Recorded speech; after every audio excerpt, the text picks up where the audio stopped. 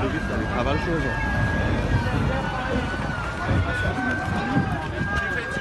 دست مهدیه. دست مهدیه. خب هواپیمای تهران زود یه خیابون اومده پایین. دیدش دور زدنش مشکل. آقایون برین کنار. دور شید.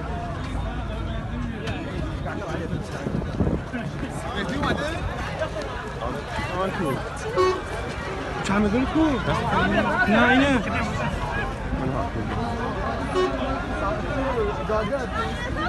علی بیا.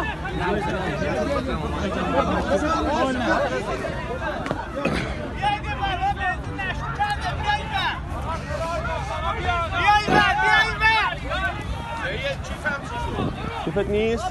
چی توش داری؟ گفت من میارم برو پایین. برش کن آقا نگران نباش. کیفتو برداشتی؟ مهدی کیفت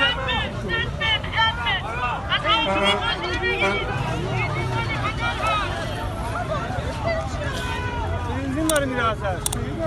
مهدی خبرشون رو سریع اعلام کنید.